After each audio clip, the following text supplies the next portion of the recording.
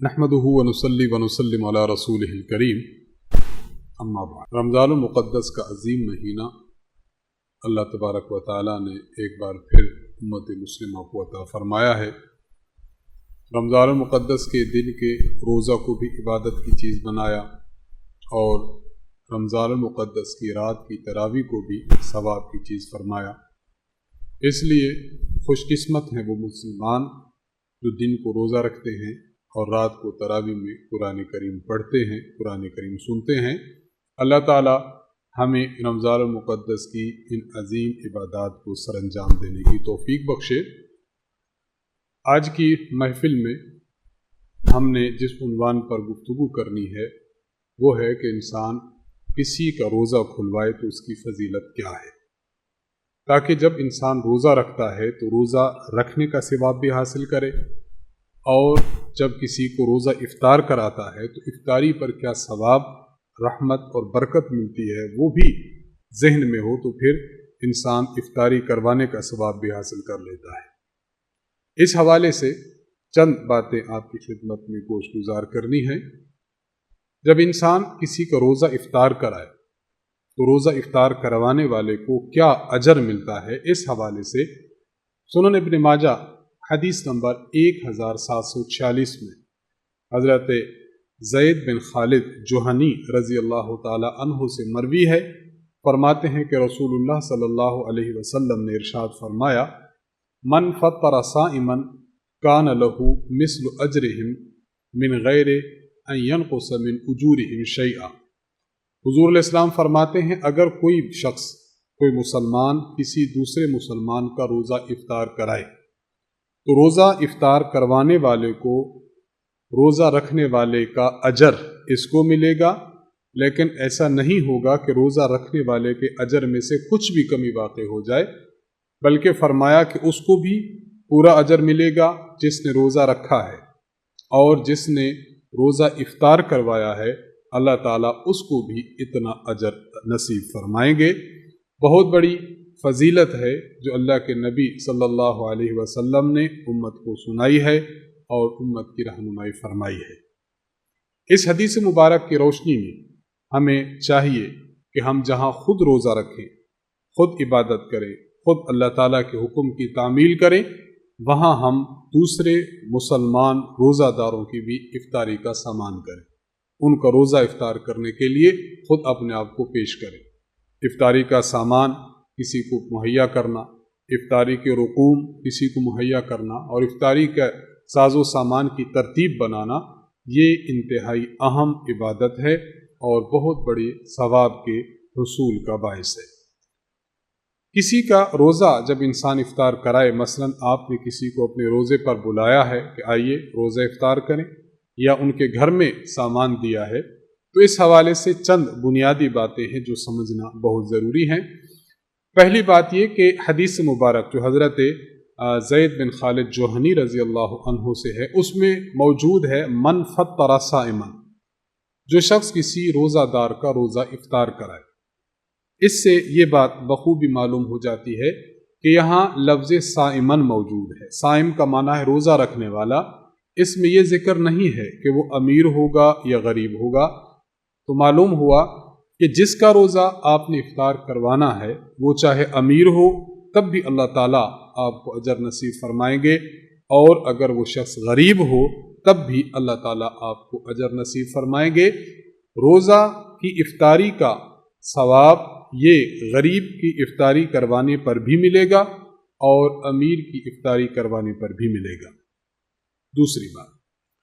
دوسری اہم بات یہ ہے کہ سنن کبریٰ بہقی میں صحابہ کرام رضی اللہ تعالی عنہم کا یہ سوال موجود ہے، میں اس کو آپ کی خدمت میں بھی عرض کرنا چاہوں گا۔ صحابہ کرام رضی اللہ عنہم نے حضور علیہ السلام کی خدمت میں عرض کیا، یا رسول اللہ، ہم میں سے کون شخص ہے جو اتنی وسعت رکھے گا کہ کسی کا روزہ افطار کرائے؟ تو آپ صلی اللہ علیہ وسلم نے ارشاد فرمایا کہ یہ جو فضیلت ہے، یہ فضیلت آپ دودھ میں پانی ملائیں اور اس کا ایک گھونٹ کسی کو پلا دیں اور اس سے وہ روزہ افطار کرا دے، تو اس ایک گھونٹ پر بھی اللہ یہ فضیلت عطا فرماتے ہیں۔ آپ کے پاس ایک کھجور کا ٹکڑا ہے، آپ کھجور کے ٹکڑے کو دیتے ہیں تاکہ کوئی شخص روزہ افطار کرے تو اس پر بھی اللہ تعالیٰ یہ ثواب عطا فرماتے ہیں، بلکہ فرمایا کہ اگر کوئی شخص پانی کا ایک گھونٹ کسی کو پلا دے اور اس کا روزہ افطار کرا دے تو اللہ تعالیٰ اس کو یہ ثواب عطا فرماتے ہیں۔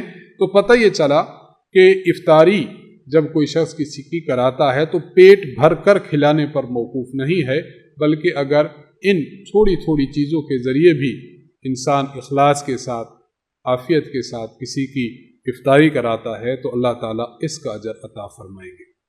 پھر حضور علیہ السلام نے فرمایا کہ جو شخص کسی کی افطاری کروائے اور پیٹ بھر کر کروائے تو اللہ تبارک و تعالیٰ قیامت کے دن میرے حوض یعنی حوض کوثر سے اس کو ایک گھونٹ ایسا پلائیں گے کہ اس کو کبھی پیاس نہیں لگے گی۔ سبحان اللہ، کتنی عظیم فضیلت ہے جو اللہ کے نبی نے ارشاد فرمائی ہے۔ تو ممکن ہو سکے تو انسان روزہ دار کو پیٹ بھر کر روزہ اس کی افطاری کرائے، اور اگر یہ ممکن نہ ہو تو جو حت المقدور انسان کر سکتا ہو اس کو ضرور سر انجام دے۔ دو باتیں۔ تیسری بات، یہاں حدیث مبارک میں اللہ کے نبی صلی اللہ علیہ وسلم نے ایک عظیم بات یہ بھی ارشاد فرمائی، من غیر ان ينقص من اجورهم شیئا۔ حضور علیہ السلام فرماتے ہیں کہ جس کا روزہ ہے اگر آپ نے اس کا روزہ افطار کرائے تو اس کے روزہ کے ثواب میں کمی واقع نہیں ہوگی۔ یہ دراصل ایک غلط فہمی کا ازالہ حضور علیہ السلام نے فرمایا۔ ممکن ہے کسی شخص کے ذہن میں یہ بات آ جائے کہ اگر میں کسی اور شخص کے پاس افطاری کروں گا تو میرا ثواب تو وہ لے جائے گا، مجھے کیا ملے گا؟ تو اس غلط فہمی کا ازالہ حضور علیہ السلام نے فرمایا کہ ایسا نہیں ہوگا کہ جس شخص نے تمہاری افطاری کروائی ہے تمہارے روزے کا ثواب وہ لے جائے۔ فرمایا اس کو تو اجر ملے گا ہی ملے گا، لیکن تمہارے روزے کے ثواب میں سے ذرہ برابر کمی نہیں آئے گی۔ اس لیے اگر کوئی شخص آپ کو افطاری پر بلاتا ہے، آپ کا روزہ کھلواتا ہے، تو انسان کو بلا جھجک جانا چاہیے اور یہ خدشہ دل سے نکال دینا چاہیے کہ میرے اجر میں کچھ کمی آئے گی۔ چوتھی بات، دیکھیے جب کوئی شخص روزہ افطار کراتا ہے تو روزہ افطار کراتے ہوئے اس کے ثواب سے بھی انسان بہرحال مستفید ہوتا ہے، لیکن ساتھ ساتھ اس کے اللہ کے نبی صلی اللہ علیہ وسلم نے یہ جو ترغیب دی ہے اس سے اور بھی بہت سے فوائد انسان کو حاصل ہوتے ہیں۔ مثلا آپ نے کسی کو روزہ افطار کرایا تو آپس کی محبت بڑھتی ہے، آپس کی الفت بڑھتی ہے۔ اگر آپس میں کوئی حسد ہے، کوئی رنجش تھی تو وہ حسد اور رنجش یہ دور ہو جاتا ہے۔ مسلمانوں کو ایک دسترخوان پر بیٹھ کر جو ہے وہ افطار کرنے کا موقع میسر آتا ہے۔ تو افطاری کسی کی کروائی جائے تو ثواب کے علاوہ دیگر بہت سی چیزیں ایسی ہیں کہ جن چیزوں میں انسان جو ہے اس کو چاہیے کہ زیادہ سے زیادہ اپنے آپ کو پیش کرے۔ اس میں محبت ہے، الفت ہے، باہمی تعلق ہے، یگانگت ہے اور مسلمانوں کا اتحاد اور اتفاق ہے۔ ان تمام سے اللہ تبارک و تعالی انسان کو مستفید فرماتے ہیں۔ پانچویں بات اور اہم بات یہ ہے کہ جب انسان افطاری کراتا ہے تو افطاری کرانے میں اگر جس کی افطاری کروا رہا ہے وہ امیر ہے تب بھی ثواب ملے گا، اور وہ غریب ہے تو ثواب ڈبل ملے گا۔ ایک ثواب روزہ افطار کروانے کا اور دوسرا ثواب کسی غریب کی باہمی امداد کا۔ چھٹی اور آخری بات سمجھ لیجئے، اگر کوئی شخص افطاری پر بلائے، آپ افطاری جا کر کرتے ہیں تو افطاری وہاں پر کیجئے اور اس کو وہ دعا دیجئے جو دعا حدیث مبارک میں موجود ہے۔ سنن ابی داود حدیث نمبر 3854 میں جناب رسول اللہ صلی اللہ علیہ وسلم نے فرمایا کہ جو شخص کہیں روزہ افطار کرنے کے لیے جائے تو وہاں جا کر اس دعا کا اہتمام کرے، افطر عندکم الصائمون، میزبان کو دعا دے کہ اللہ تبارک و تعالیٰ آپ کے پاس روزہ داروں کی روزہ کی افطاری کا سامان مہیا کرتا رہے، یعنی آپ کے گھر میں روزہ دار آئیں اور روزہ افطار کریں۔ کتنی بڑی فضیلت کی بات ہے۔ تو ایک تو یہ دعا دی جائے، اور ایک دعا یہ ہے وَأَكَلَ طَعَامَكُمُ الْأَبْرَارُ، نیک لوگ، اچھے لوگ، پارسا لوگ آپ کے دسترخوان پر کھانا کھائیں۔ معلوم یہ ہوا کہ یہ دعا دینا دراصل اس بات کی طرف اشارہ ہے کہ آپ کا تعلق نیک لوگوں کے ساتھ ہو، برے لوگوں کے ساتھ، فاسق فاجر لوگوں سے آپ لوگ دور رہیں۔ اور تیسری دعا فرمایا وَصَلَّتْ عَلَيْكُمُ الْمَلَائِكَةُ، اور ملائکہ آپ کے لیے دربار خداوندی میں رحمت کی دعا کرتے رہے۔ تو جب کسی کے پاس انسان افطاری کرنے کے لیے جو ہے تو اس دعا کا اہتمام کرے۔ اللہ تعالیٰ سے دعا ہے کہ اللہ تعالیٰ ہمیں خود بھی روزہ رکھنے کی توفیق بخشے اور روزہ داروں کا روزہ افطار کرانے کی بھی ہم سب کو توفیق بخشے۔ جہاں ہم اپنے روزے کا ثواب لیں وہاں افطاری کا بھی عظیم ثواب اللہ کے دربار سے ہم لینے والے بن جائیں۔ اللہ تبارک و تعالی عمل کی توفیق بخشے۔